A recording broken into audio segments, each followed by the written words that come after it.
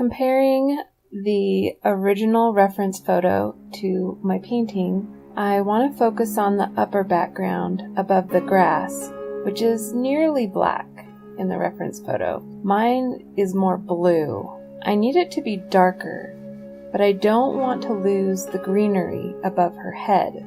So I turned it upside down, just as a side note. The reason I did that was because when I was painting, my hand was blocking my view of the line of her face, and I didn't want to accidentally paint into her face.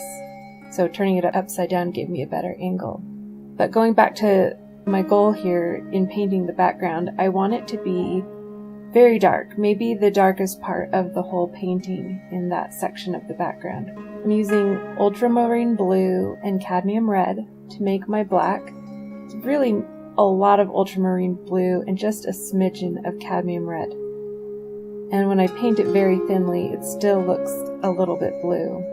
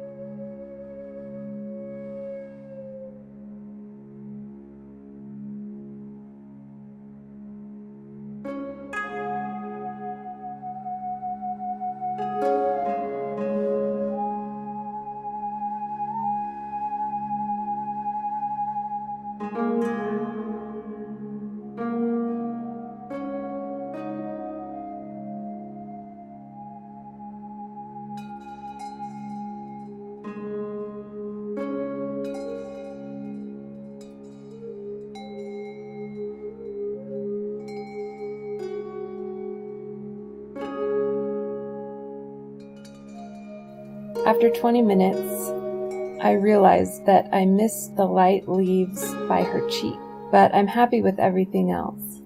To do the highlights for the greenery, I used yellow ochre mixed with the bluish black that I made with the ultramarine blue and the cadmium red.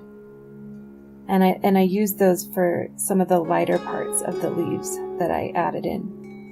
I just forgot to do the ones around her cheek. Looking at the before and after for the last 20 minutes, I'm struck by how taking out so much of the blue in the background allows some of the other colors, like the flowers in her hair, to stand out. I started the next 20 minutes by adding a lighter color to the leaves by her cheek. I added some of the black from the background to the grass area. Not a lot, just to cover some of the blue peeking through.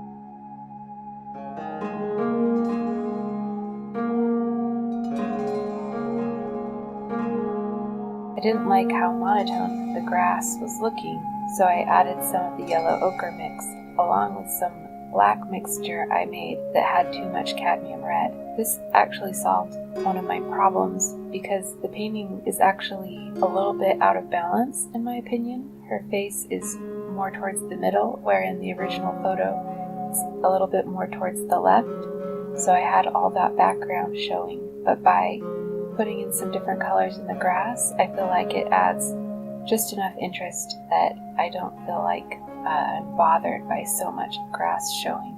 Next, I made some skin colors with white, yellow ochre, and a little bit of my black-blue mix, and worked on the facial structure.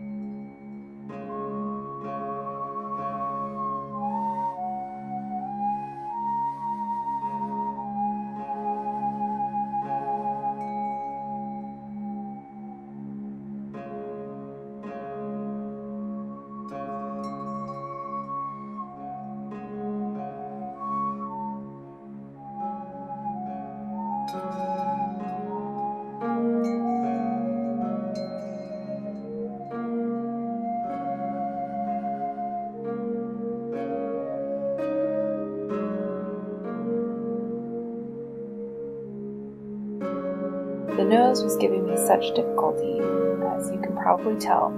I finally removed her nostril altogether from the side angle. I used some of my reddish black under her chin, so the skin could have different shadow tones from most of the rest of the painting. I might be almost done with this, only a few more minutes for finishing touches.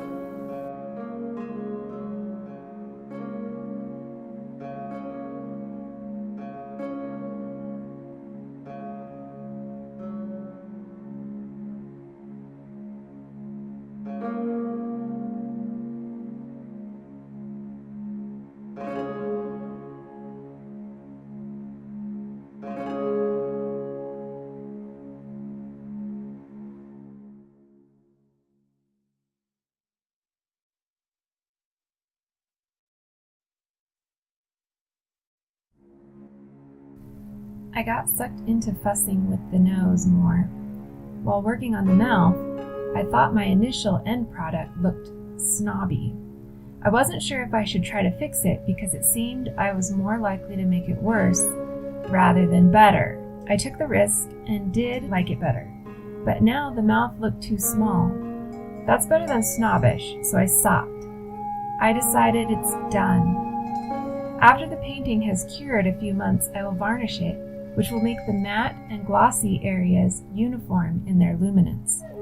Right now it's really obvious the sections that look matte and the sections that look glossy, and it is disjointed, but varnish will fix it.